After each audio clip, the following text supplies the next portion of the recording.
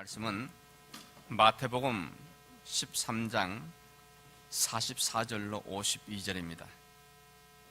신약성경 마태복음 13장 44절로 52절입니다. 이제 우리 가운데 주신 말씀을 봉독해 드릴 때 살아계신 하나님의 음성이 우리 가운데 들려지기를 원합니다. 천국은 마치 밭에 감추인 보화와 같으니 사람이 이를 발견한 후 숨겨두고 기뻐하며 돌아가서 자기의 소유를 다 팔아 그 밭을 사느니라. 또 천국은 마치 좋은 진주를 구하는 장사와 같으니 극히 값진 진주 하나를 발견하며 가서 자기의 소유를 다 팔아 그 진주를 사느니라. 또 천국은 마치 바다에 치고 각종 물고기를 모는 그물과 같으니 그물에 가득함에 물가로 끌어내고 앉아서 좋은 것은 그릇에 담고 못된 것은 내버리느니라. 세상 끝에도 이러하리라. 천사들이 와서 의인 중에서 악인을 갈라내어 풀무불에 던져 넣으리니 거기서 울며 이를 갈리라. 이 모든 것을 깨달았느냐 하시니 대답하되 그러하오이다. 예수께서 이르시되 그러므로 천국의 제자된 서기관마다 마치 새 것과 옛 것을 그 곳간에서 내오는 집주인과 같으니라. 아멘. 리차드 범브란트 목사가 쓴 초대교회 교부 가운데 한 사람인 성 크리스토홈에 대한 그 전기에 쓰여진 내용입니다. 성 크리스토홈은 자기 교구 내에 있는 멀리 떨어져 있는 한 교회를 방문했습니다.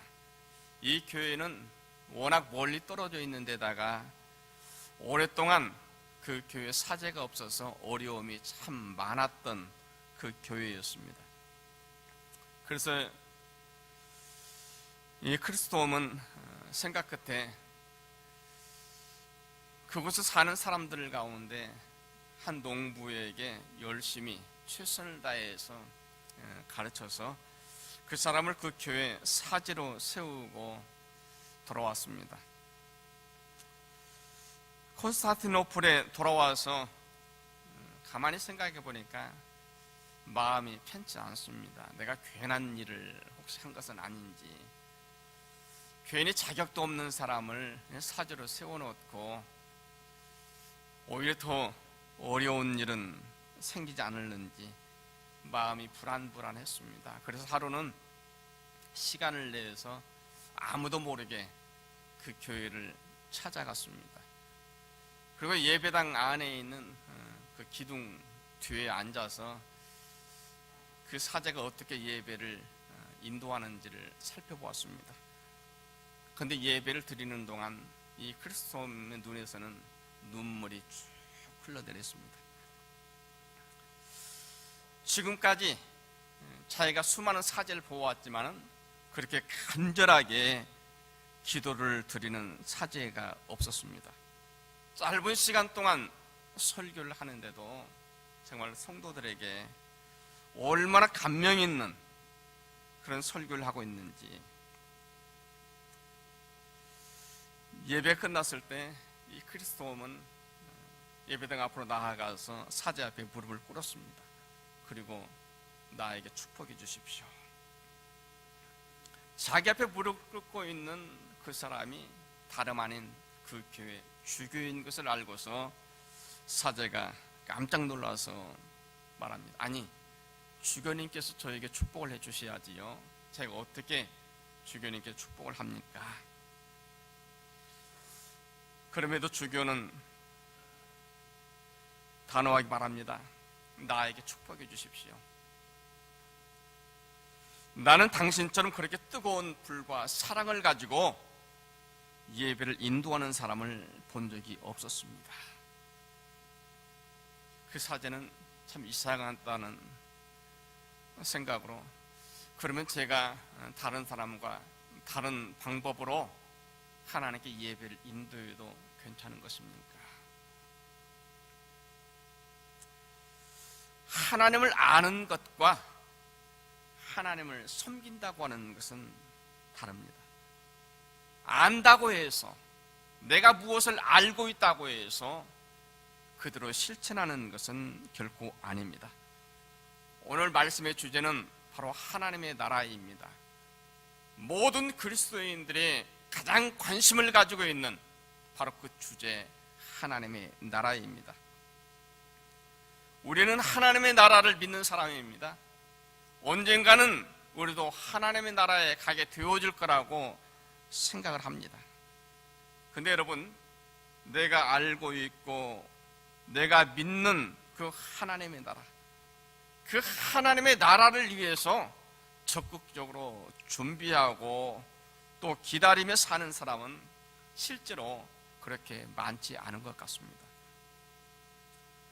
하나님의 나라는 내가 알고 있다고 해서, 내가 믿는다고 해서 그저 자동적으로 누구나 가는 그러한 나라는 아닙니다. 하나님의 나라를 위해서 진심으로 간절하게 기다리면서 원하고 또 실제로 하나님의 나라를 위해서 힘쓰고 노력한 그 사람들만이 하나님의 나라를 들어가게 되어집니다. 오늘 말씀은 우리에게 이것을 분명하게 말합니다. 주님께서는 하나님의 나라를 설명하실 때 몇 가지 비유를 들어서 말씀합니다. 하나님의 나라는 마치 밭에 감추인 보화와 같은 것이라고 말합니다. 한 농부가 밭을 갈다가 그 밭 안에 감추어진 보화를 발견했습니다. 이 사람은 집에 돌아가서 자기에 있는 소유를 다 팔아서 그 밭을 샀습니다. 하나님의 나라는 바로 이와 같은 것이라고 하는 겁니다. 그리고 45절부터 보면은 하나님의 나라는 값진 진주를 구하는 장사와 같은 것이라고 말합니다.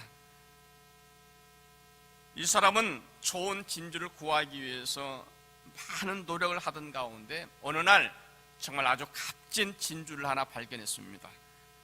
그래서 생각합니다. 내가 이 진주를 얻기 위해서라고 한다면 내 다른 모든 것을 다 주어도 좋겠다. 그리고 실제로 자기 가진 모든 소유를 다 처분해서 그 값진 진주 그 하나를 차지합니다. 하나님의 나라가 바로 이와 같은 것이라고 말하는 것입니다. 하나님의 나라를 기다리는 사람은 정말 이렇게 값진 진주를 찾아 구하는 장사와 같은 사람입니다. 예수님께서 비유로 말씀하고 있는 이 사람은 진주에 미친 사람입니다. 좋은 진주가 있다는 소식을 듣기만 하면 그것이 어디든지 얼마나 멀리 떨어져 있든지 조금도 아랑곳하지 않고 당장 달려가는 그 사람입니다. 그래서 정말 좋은 진주라고 생각이 되어지면 그 진주를 위해서는 아까운 게 없는 거예요. 내가 가진 그 어떤 것을 다 팔아서라도 그 진주를 사는 사람입니다. 이 사람에게 있어서 그 진주는 인생 전체입니다. 성경이 우리에게 말하고자 하는 것이 있습니다. 여러분, 우리가 요한계시록 20장에 보면은 하나님 나라에 대해서 잠깐 소개하고 있는 모습을 보게 되어집니다. 하나님의 나라를 여러분 우리가 한번 보는 순간 그저 우리 하는 말로 뿅 갑니다. 세상의 그 어떤 것도, 아무리 세상에서 아무리 귀하게 여기는 것도, 아무리 평생 동안 내가 구하고 찾는 그 어떤 것도 하나님 나라를 바라보는 그 순간 더 이상 귀한 것이 아무것도 없어집니다. 하나님의 나라는 바로 그러한 것이에요. 우리가 그렇게 구하고 원하고 가기를 원하는 하나님의 나라가 바로 그러한 것입니다. 그래서 성경은 우리 모든 그리스도인들은 하나님의 나라를 위해서 정말 그렇게 간절히 구하고 찾는 사람이어야 된다고 하는 거예요. 하나님의 나라를 위해서라고 한다면 아무리 내가 힘들고 어려운 일이 있다 할지라도 때로는 그 하나님의 나라를 위해서 그 모든 것들을 포기하기도 하고 실제로 버릴 수도 있는 것, 그것이 바로 하나님 나라의 삶을 살아가는 삶입니다. 이 점에 있어서 우리 모든 그리스도인들에게 하나님 나라를 위해서 할 수 있는 것, 하나님께 예배하는 것입니다. 하나님께서 가장 즐거워서 가장 원하시는 하나님께 예배하는 것, 오늘 우리가 하나님께 예배드리는 것, 여러분 이것처럼 하나님 나라를 위해서 힘쓰는 일이 없습니다. 그래서 내가 하나님께 예배하는 일을 위해서라고 한다면 아무리 내 개인적으로 유익하고 또 때로는 급한 일이 있다 할지라도 하나님께 예배하는 일을 위해서 남은 모든 것은 뒤로 미루든지 아니면은 포기하든지 그래야 한다는 거예요. 이것이 바로 진정 하나님 나라를 기다리고 원하는 사람들입니다. 우리가 하나님께 예배드리는 생활을 내 생활에 가장 우선되는 일로 삼는 것입니다. 많은 사람들은 그렇게 말합니다. 우리가 매주일 드리는 예배인데 오늘 하루쯤 빠진다고 해서 별일이 있겠느냐. 오늘은 나에게 정말 중요한 약속이 있고 또 나에게 좀 급한 일이 있는데 오늘 빠지면은 또 다음에 또 드리면 되지.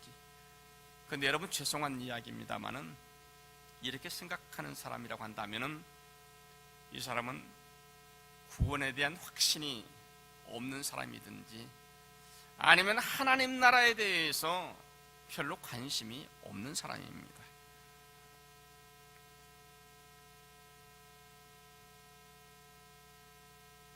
하나님의 나라는 간절히 구하고 찾고 원하는 그 사람들만이 가는 곳입니다. 하나님께서 우리에게 주신 계명 가운데 둘째 계명을 보면은 너를 위하여 우상을 만들지 말라 말합니다. 하늘에 있는 것이나 땅에 있는 것이나 땅 아래 있는 그 어떤 형상도 만들지 말고 절하여 섬기지 말라 그럽니다. 그래서 우리는 우상을 만들지 않습니다. 우상을 섬기지도 않습니다. 그리고 말합니다. 나는 하나님의 계명을 지켰노라고. 하나님께 말씀하시는 것을 나는 지켰다고. 근데 골로새서 3장 5절 6절 보면은 그러므로 땅에 있는 모든 지체를 죽이라. 곧 음란과 부정과 사욕과 악한 정욕과 탐심이니 탐심은 곧 우상 숭배니라.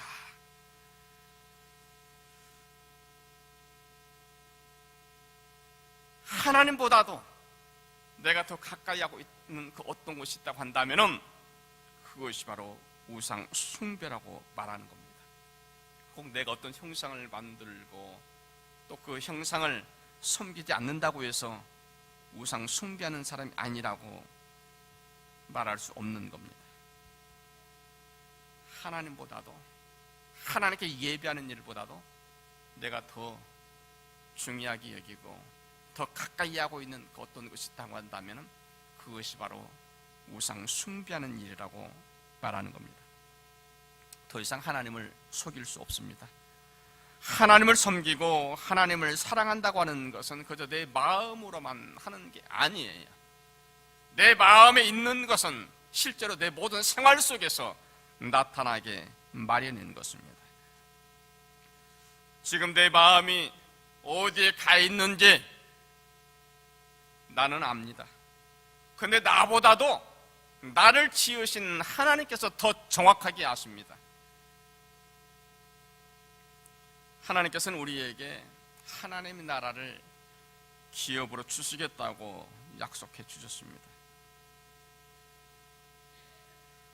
그런데 하나님의 나라를 유업으로 받는 사람은 실제로 그 하나님의 나라를 위해서 정말 간절히 원하고 또 그 하나님의 나라를 위해서 힘쓰고 투자하는 바로 그 사람이 하나님께서 우리에게 약속하신 하나님의 나라를 차지합니다. 그래서 여러분, 정말 여러분들은 정말 하나님께서 약속하신 그 하나님의 나라를 다 실제로 기업으로 누리는 여러분 모두가 될 수 있기를 원합니다. 오늘 말씀을 보니까요, 하나님 나라를 차지하는 사람은 다릅니다. 하나님의 나라는 밭을 갈다가 그 속에 감추어진 부활을 발견하고서 자기 모든 소유를 팔아서 그 밭을 사는 사람이라고 말합니다. 이 농부가 관심을 가지고 있는 것은 그 밭이 아니에요. 그 밭이 아무리 비옥하고 높다고 해서 그 밭에 대한 욕심이 있는 게 아닙니다. 그 밭 안에 감추어져 있는 그 보물을 알기 때문에 우리가 믿음 생활을 하는 이유도 바로 여기에 있습니다. 우리는 믿음 생활을 하면서 때로는 마음에 흡족하지 않는 일들도 많습니다. 때로는 마음이 다치기도 합니다. 괜한 오해에 휩싸이는 일들도 있습니다. 그럼에도 불구하고 우리가 믿음 생활을 결코 소홀히 할 수 없는 것은 바로 우리가 믿음 생활하는 그 가운데 하나님의 나라가 온전히 임하기 때문입니다. 하나님의 교회를 섬기고 하나님의 교회를 세워가는 것 쉬운 일 아닙니다. 그래서 많은 사람들이 하나님의 교회를 섬기다가 실패했습니다. 어떤 사람들은 믿음 생활을 하다가 조금이라도 마음이 다치는 일이 있고 조금이라도 불편한 일이 있으면 당장 모든 것을 그냥 포기하고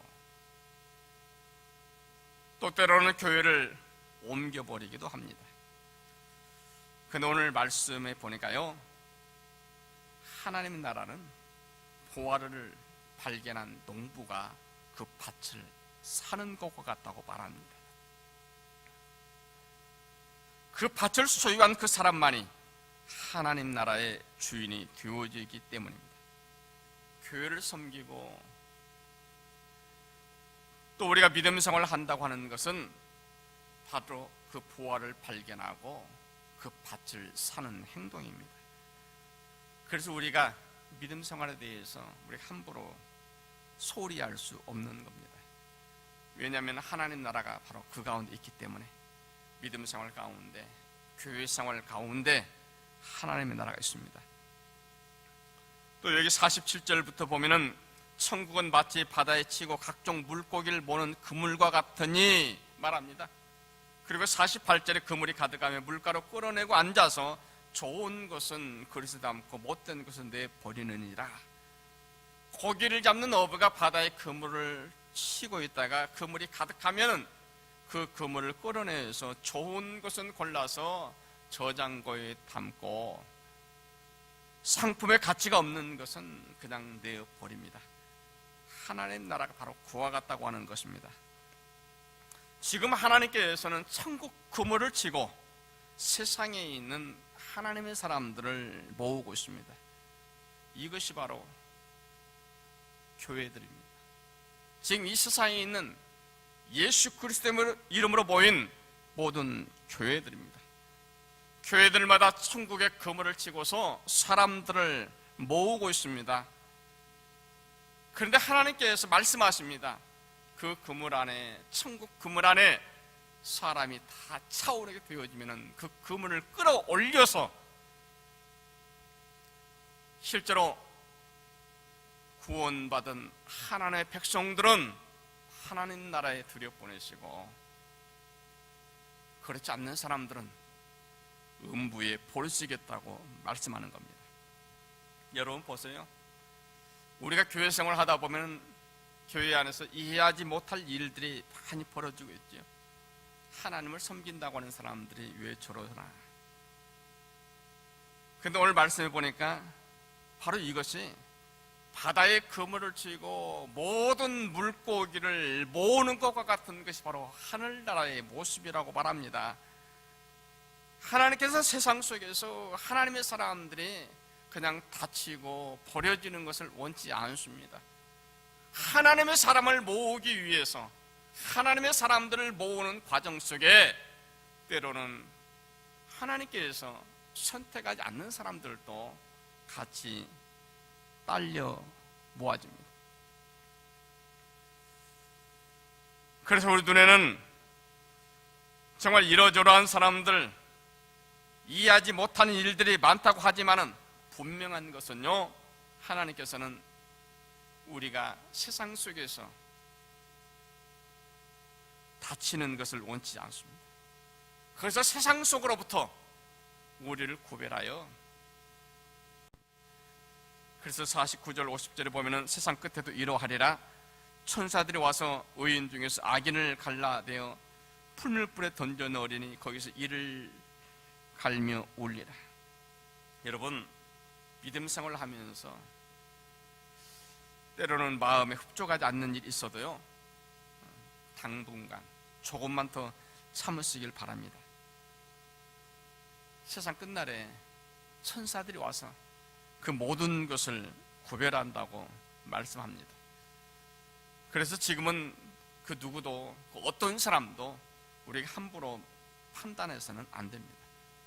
내 눈에 보이는 것이 다가 아니에요. 내가 생각하는 것이 모두가 다 옳은 게 아닙니다. 나도 나 자신을 제대로 모르는 거예요. 내가 어떠한 사람인지, 내가 지금 무엇을 구하고 있는지 나를 정확하게 아시는 분은 하나님 한 분이십니다. 그 하나님께서 세상 끝날 그 모든 것을 아주 명확하게, 아주 분명하게 판단해 주시겠다고 말씀해요. 중요한 것은요, 지금 내 안에 하나님 나라에 대한 관심이 있느냐는 것입니다.